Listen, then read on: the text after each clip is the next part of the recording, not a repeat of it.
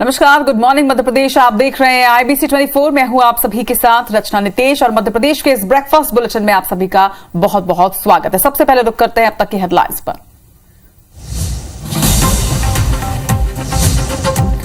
इंदौर में global investor summit का आज दूसरा और अंतिम दिन। औद्योगिक निवेश बढ़ाने को लेकर 9 सत्रों में होगी चर्चा। पहले दिन निवेशकों ने जी भरकर खोली तिजोरी। स्वामी विवेकानंद की जयंती आज। राष्ट्रीय युवा महोत्सव का आगाज करेंगे पीएम नरेंद्र मोदी। भोपाल में खेलेगा मध्य प्रदेश अभियान की होगी शुरुआत। बच्चों के साथ सीएम शिवराज करेंगे सूर्य नमस्कार। ब्यूरोक्रेट्स के भड़काऊ भाषण वाले आरोप पर साध्वी की सफाई। कहा, मैं संविधान और कानून का करती हूं पालन। जनता पहचानती है क्या सही और क्या गलत। जबलपुर हाईकोर्ट ने खारिज की राजा पटेरिया की जमानत याचिका। कोर्ट की टिप्पणी, विवादित बयानों से राजनीति में पनप रही आपराधिक सोच।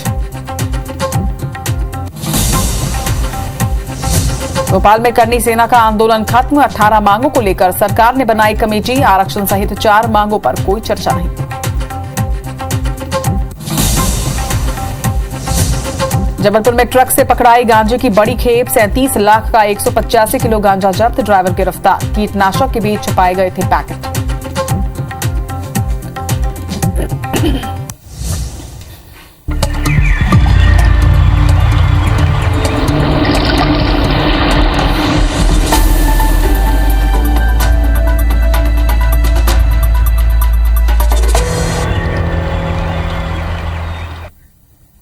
और हेडलाइंस के बाद अब खबरें विस्तार से। और बुलेटिन की शुरुआत सूर्य नमस्कार के साथ करेंगे। जी हां, इंदौर में सूर्य नमस्कार का आयोजन किया जा रहा है। आपको बता दें कि सीएम शिवराज सिंह चौहान आज बच्चों के साथ इंदौर में योग करने जा रहे हैं।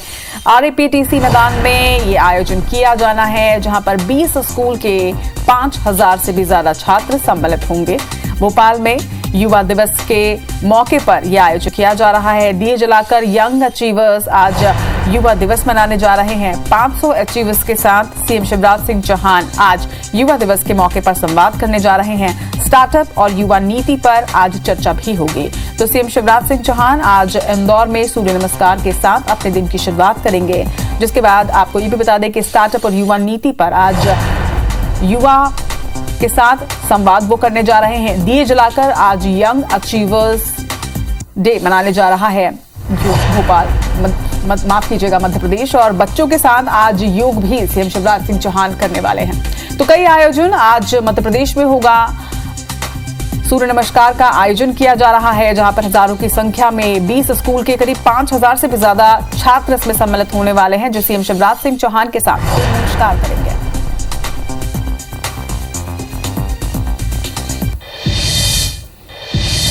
मध्य प्रदेश में भारतीय जनता युवा मोर्चा स्वामी विवेकानंद की जयंती के मौके पर आज से खेलेगा मध्य प्रदेश अभियान की शुरुआत करने जा रही है। बीजेपी प्रदेश अध्यक्ष VD शर्मा सुबह 10 बजे अभियान की शुरुआत करेंगे। बता दें कि अभियान के तहत अलग अलग खेल प्रतियोगिताएं होंगी। 31 जनवरी तक आयोजित इस अभियान में kho-kho, kabaddi, cricket, volleyball, football जैसे तमाम खेल का आयोजन किया जाएगा।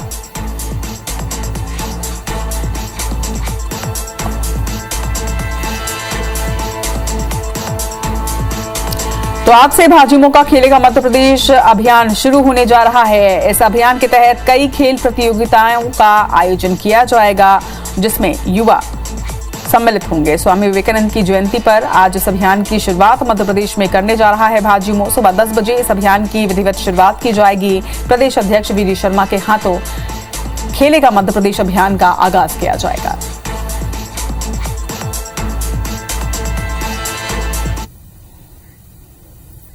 बात ग्लोबल इन्वेस्टर समिट की। इंदौर में चल रहे ग्लोबल इन्वेस्टर समिट का आज दूसरा और अंतिम दिन है। आज प्रदेश में औद्योगिक निवेश बढ़ाने के लिए 9 सत्रों में निवेशकों से चर्चा होगी। इन सत्रों में मध्य प्रदेश की खूबियों के बारे में जानकारी दी जाएगी। बता दें कि सुबह 11 बजे से दोपहर 12 बजे तक मध्य प्रदेश से निर्यात को बढ़ावा देने पर चर्चा होगी। दोपहर 12:15 बजे से 1:15 बजे तक 4 सेशन में अलग अलग कक्षों में सत्रों का आयोजन किया जाना है। इन सत्रों में खास तौर पर भारत के 5 ट्रिलियन की अर्थव्यवस्था में मध्य प्रदेश का योगदान, एरोस्पेस और डिफेंस के क्षेत्र में मध्य प्रदेश में संभावनाएं, मैन्युफैक्चरिंग को गति देने में मध्य प्रदेश का योगदान, शिक्षा, कौशल विकास जैसे तमाम क्षेत्रों पर मध्य प्रदेश में बेहतर निवेश की संभावनाओं पर निवेशकों के साथ में चर्चा की जानी है। तो आज 7वें ग्लोबल इन्वेस्टर समिट का दूसरा दिन है। इसके साथ ही अंतिम दिन भी है, क्योंकि आज इस समिट का समापन हो जाएगा। 2 दिनों का ये समिट था, जिसका आगाज कल से मध्य प्रदेश में किया जा चुका है और कल पहले ही दिन अलग अलग सेशंस में एक बहुत ही सार्थक और सकारात्मक चर्चा इन्वेस्टर्स के साथ हुई है। आज समिट का समापन होना है, आज दूसरा दिन है और आज भी कई सत्रों में निवेशकों के साथ में चर्चा की जाएगी।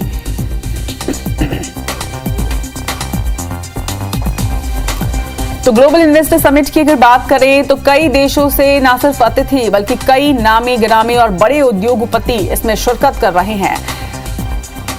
कल पहले दिन बेहद सकारात्मक और सार्थक चर्चा इस समिट में रही और आज इसका दूसरा दिन है। उसके साथ ही आज समापन भी होगा। इस लिहाज से भी आज का दिन बेहद खास इंदौर के लिए और समिट के लिए।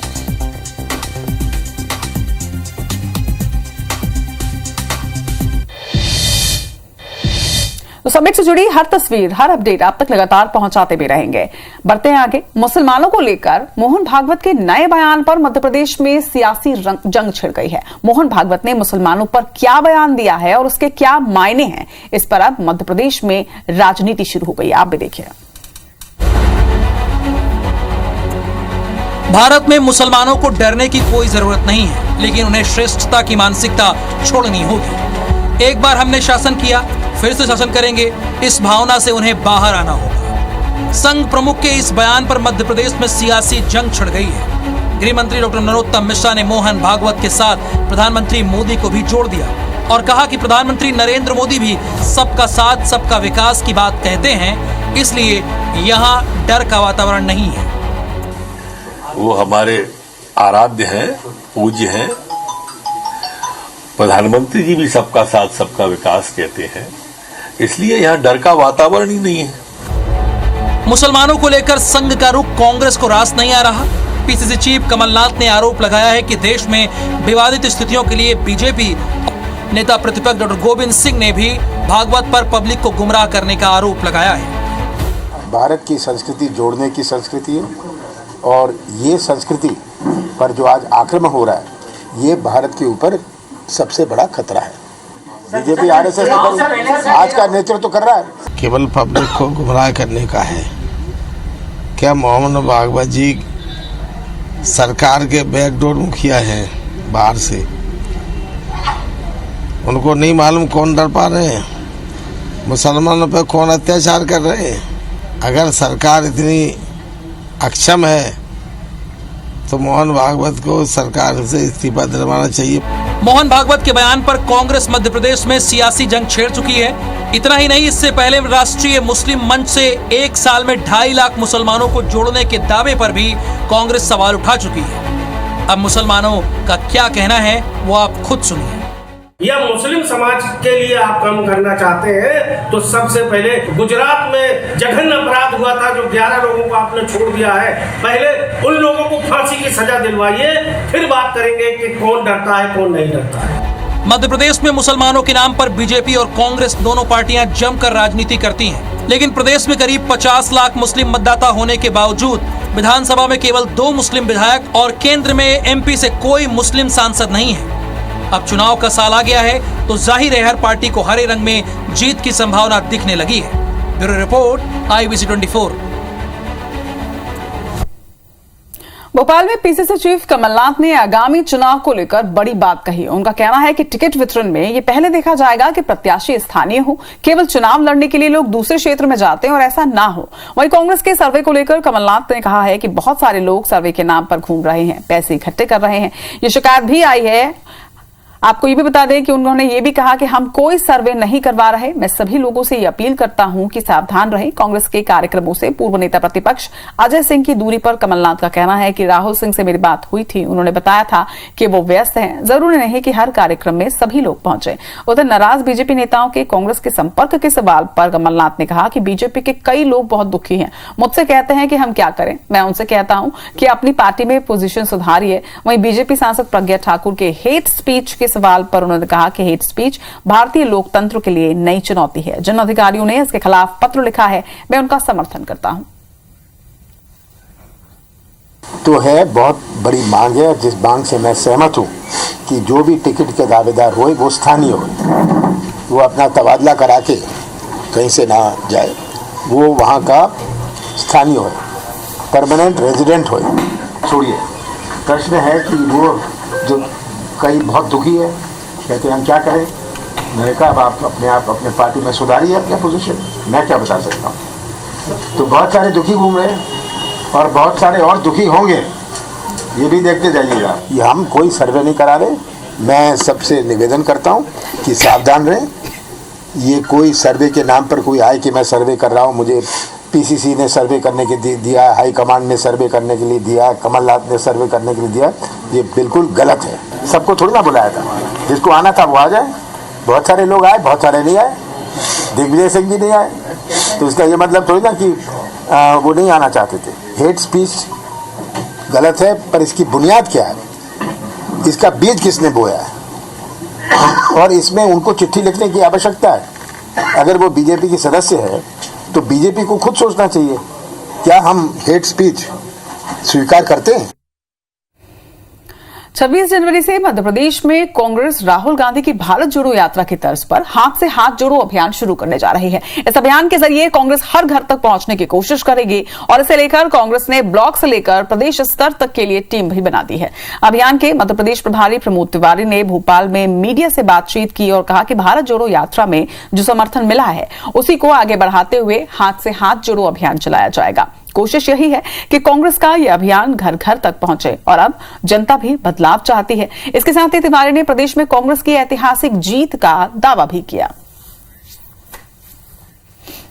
भारत जोड़ो अभियान में जिस तरह का समर्थन मिला, उत्साह मिला, उद्देश्य के पूर्ति हुई, उसी को आगे बढ़ाते हुए अब ये हाथ से हाथ जोड़ो अभियान का है और हमारा प्रयास ये होगा कि कांग्रेस का ये अभियान घर घर पहुंचे, क्योंकि जनता के मन में बदलाव है, जनता चाहती है उस बदलाव को।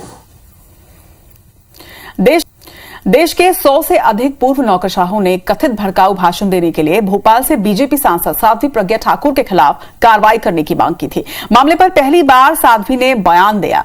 मीडिया से बातचीत के दौरान उन्होंने कहा कि मैं संविधान और कानून का पालन करती हूं। जो वर्तमान में सर्विस में हैं, उन्होंने कभी शिकायतें नहीं की हैं। जनता सही गलत को पहचानती है और देश में तमाम विचारधारा के लोग रहते हैं। अगर मैंने महिला सुरक्षा के लिए उनके अधिकारों को याद दिलाया है तो इसमें उन्हें तकलीफ होने की आवश्यकता नहीं। मेरी सदस्यता रहे तो खुश हो जाएंगे, मेरी सदस्यता चली जाए तो भी खुश हो जाएंगे और इसकी मुझे परवाह नहीं। मैं संविधान का, कानून का पूर्ण पालन करती हूँ। ऐसा है, देश में तमाम प्रकार के, तमाम विचारधारा के लोग रहते हैं और यदि मैंने महिलाओं की, लड़कियों की सुरक्षा के लिए यदि उनके अधिकारों को याद दिलाया तो इसमें उनको तकलीफ होने की आवश्यकता नहीं है। मेरी सदस्यता रहे तो वो खुश हो जाएंगे या मेरी सदस्यता चली जाए तो वो खुश हो जाएंगे, इसका मैं बिल्कुल परवाह नहीं करती। चुनावी साल में मध्य प्रदेश सरकार गौशालाओं को लेकर एक बड़ा कदम उठाने जा रही है। दरअसल प्रदेश में स्मार्ट गौशालाएं बनाई जाएंगी और इसके लिए सरकार ने प्रस्ताव भी तैयार करने के निर्देश दे दिए हैं। 5 विभाग स्मार्ट गौशालाओं का खाका तैयार करेंगे। इसके अलावा बड़े गौ अभ्यारण्यों के निर्माण का प्लान भी तैयार किया जाएगा।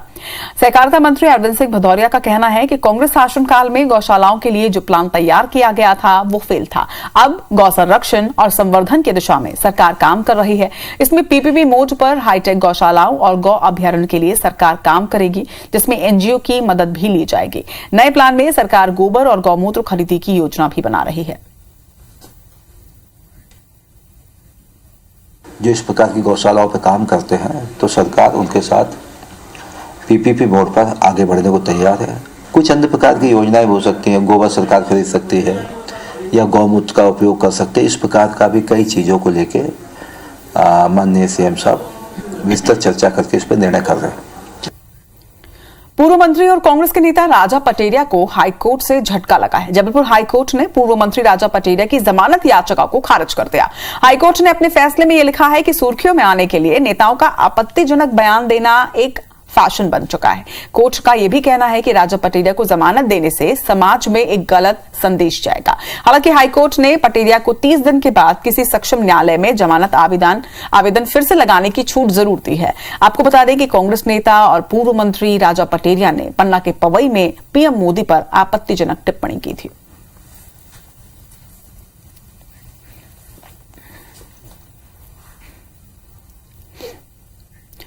ग्वालियर नगर निगम में घोटाले रुकने का नाम ही नहीं ले रहे। निगम में ठेके पर काम करने वाले 1800 से ज्यादा कर्मचारियों की ईपीएफ का 12 करोड़ रुपया ठेकेदार और निगम अधिकारी डकार गए हैं।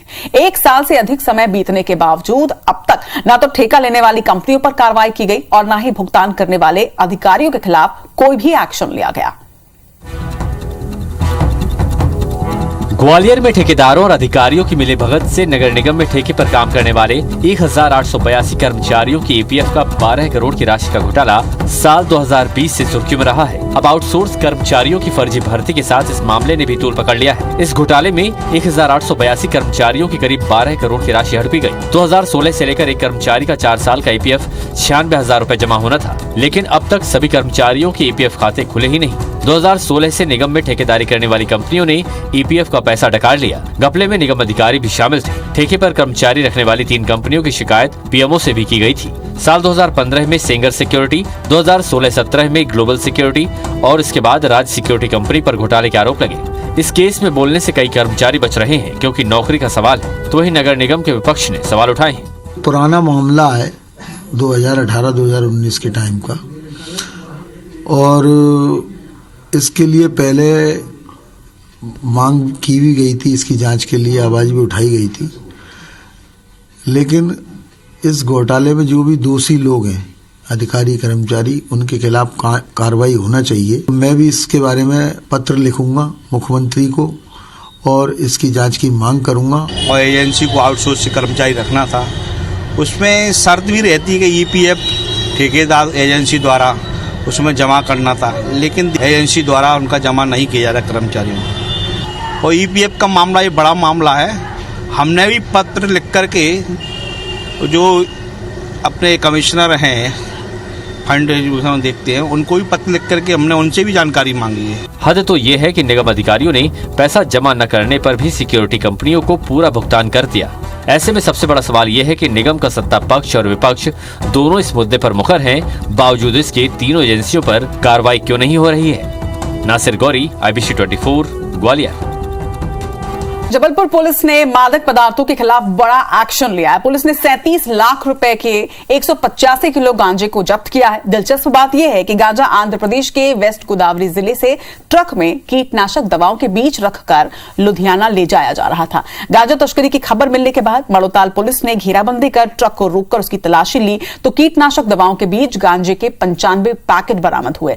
भारी मात्रा में गांजा देखकर पुलिस की आंखें भी फटी रह गई। वहीं पुलिस ने गांजा जब्त कर ट्रक ड्राइवर को गिरफ्तार कर लिया है। साथ ही भिलाई के रहने वाले ट्रक मालिक महेंद्र सिंह पर केस दर्ज कर उसकी तलाश शुरू कर दी है। तो सूचना ये थी कि इसमें कुछ नारकोटिक्स पदार्थ वगैरह इसमें हैं, कुछ संदिग्ध पदार्थ हैं। अब गांजा तो चूंकि एक अवैध मादक पदार्थ है, इसकी कीमत तो कोई फिक्स तो, और माड़ोताल पुलिस का मानना है कि ये 37 लाख रुपए का था ये गांजा। मध्य प्रदेश में मानवता को शर्मसार करने वाली 2 तस्वीरें सामने आई हैं। जबलपुर में एक दंपति अनजान घर के गेट पर अपने नवजात शिशु को छोड़कर चले गए, तो वहीं रीवा में एक बुजुर्ग अपनी बीमार पत्नी को ठेले पर लेकर अस्पताल पहुंचा। प्रदेश में आज मानवता को शर्मसार करने वाली 2 तस्वीरें सामने आई। मानवता को शर्मसार करने वाली पहली तस्वीर जबलपुर से है, जहां शहर की नैयर बर्फ फैक्ट्री के पास एक महिला और पुरुष आए और घर का गेट खोलकर अपने नवजात शिशु को छोड़कर चले गए। ये पूरी घटना सीसीटीवी में कैद हो गई। लोगों की नजर जब बच्चे पर पड़ी तो उन्होंने पुलिस को खबर दी। पुलिस ने नवजात को अपने कब्जे में लिया और चाइल्ड केयर के सुपुर्द कर दिया। फिलहाल पुलिस सीसीटीवी के आधार पर जाँच कर रही है। घर पे आया तो गेट खुला दिखा मेरे को, तो मैंने गाड़ी अंदर रख के जैसे देखा तो कॉर्नर पे मुझे कंबल में, तो उसमें बच्ची थी कंबल में। तो नर्सिंग होम्स हैं जहाँ कहीं बच्चा डिलीवर हुआ हो और उनका चेहरे का प्रयास करेंगे। दूसरी तस्वीर रीवा से सामने आई, जहां एक बुजुर्ग अपनी बीमार पत्नी को ठेले पर लेकर 5 किलोमीटर पैदल चलकर अस्पताल पहुंचे। बुजुर्ग की आसपास के किसी व्यक्ति ने कोई मदद नहीं की। अब बीमार पत्नी को ठेले पर ले जाते व्यक्ति का वीडियो वायरल हो रहा है। इधर सिवनी में बाघ का शव बरामद किया गया। दरअसल वन विभाग की टीम गश्त पर निकली हुई थी और तभी वन विभाग की टीम को झालागोंदी गांव के ग्रामीणों ने बकरमपाट जंगल में बाघ के मरने की सूचना दी, जिसके बाद वन विभाग की टीम भी मौके पर पहुंची, जहां शव का मुआयना करने पर प्राथमिक तौर पर करंट से बाघ की मौत होने की आशंका जताई गई है। फिलहाल वन विभाग की टीम सभी पहलुओं पर जांच कर रही है।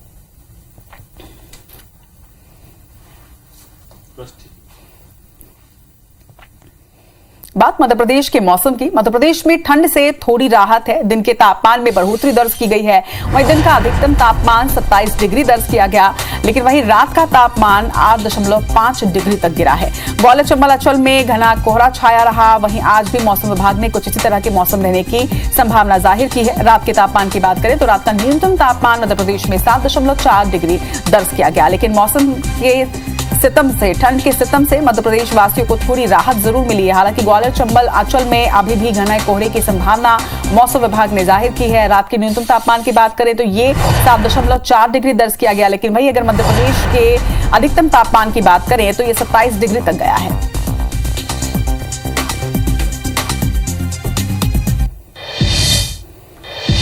जबलपुर और खंडवा में सड़क सुरक्षा सप्ताह की शुरुआत की गई है। जबलपुर में हेलमेट जागरूकता का ये कार्यक्रम 11 से 17 जनवरी तक चलेगा। यहाँ पर जागरूकता रथों के माध्यम से दोपहिया वाहन चालकों को हेलमेट लगाने के प्रति जागरूक किया जाएगा। मालगोदाम क्षेत्र में पुलिस अधीक्षक एएसपी सहित अन्य वरिष्ठ पुलिस अधिकारियों और यातायात पुलिस की उपस्थिति में जागरूकता रथों को हरी झंडी दिखाकर रवाना किया गया। 2 तस्वीरें आप देख रहे हैं जबलपुर की, जहां पर सुरक्षा सप्ताह की शुरुआत की गई है। लोगों को जागरूक करने के लिए यह आयोजन किया जा रहा है। पुलिस लोगों को जागरूक करना चाह रही है और IBC 24 दर्शकों से भी, जनता से भी यही अपील करता है कि जब शासन प्रशासन आपको जागरूक कर रहा है, इतनी कवायद आप सभी के लिए कर रहा है, तो आपको भी ये समझना होगा कि हेलमेट आपकी अपनी सुरक्षा के लिए है। हेलमेट अवश्य लगाएं जब भी आप गाड़ी चलाएं।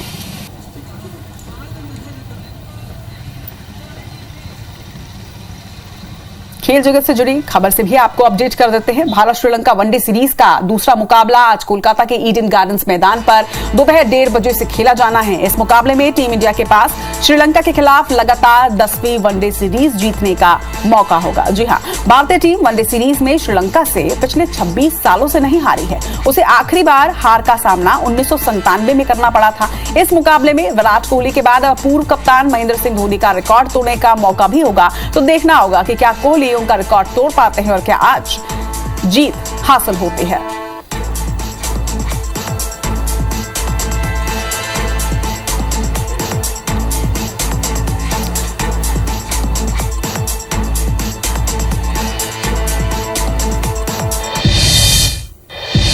इधर इंदौर में क्रिकेट मैच की टिकट की बिक्री भी शुरू हो गई है। ऑनलाइन भारत न्यूजीलैंड मैच की टिकट से मिलने जा रही है। 24 जनवरी से 1 दिवसीय मैच खेला जाएगा। 524 से 6,089 रुपए तक की टिकट्स आपके लिए उपलब्ध हैं। आप अगर मैच देखने में इंटरेस्टेड हैं तो आप अपना टिकट बुक करवा सकते हैं। ऑनलाइन बुकिंग इस टिकट की जानी है। टिकट की बिक्री आज से शुरू कर दी गई है। मध्य प्रदेश के ब्रेकफास्ट बुलेटिन में फिलहाल इतना ही, लेकिन आगे आप देखिए मध्य प्रदेश और छत्तीसगढ़ की खबरों का फास्ट अपडेट।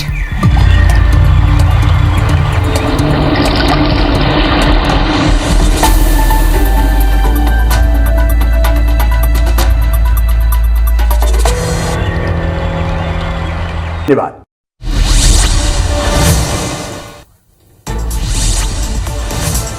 इंदौर में ग्लोबल इन्वेस्टर समिट का समापन। औद्योगिक निवेश बढ़ाने को लेकर 9 सत्रों में होगी चर्चा, जिसमें एमपी स्टार्टअप हॉट टॉपिक होगा। वहीं इजराइल यूएसए के प्रतिनिधि भी अपनी बात रखेंगे। यूएई आज देश में निवेश पर बात करेंगे। बैतूल में 25वें शहीद किसान स्मृति सम्मेलन का आयोजन किया गया, जिसमें किसान नेता राकेश टिकैत के नेतृत्व में मशाल जुलूस निकाला गया। वहीं किसान स्तंभ पर पहुंचकर 1998 के किसान आंदोलन में मारे गए 24 किसानों को श्रद्धांजलि दी गई। जबलपुर में ट्रक से गांजे की बड़ी खेप पकड़ाई। 37 लाख का 185 किलो गांजा जब्त। ड्राइवर मौके से गिरफ्तार। कीटनाशक के बीच पैक। जबलपुर के ओमेगा चिल्ड्रन हॉस्पिटल में 4 डॉक्टरों के खिलाफ एफआईआर दर्ज। लॉर्डगंज पुलिस ने अमानत में खयानत मामला दर्ज किया, जिसकी निष्पक्षता से जांच की जा रही है।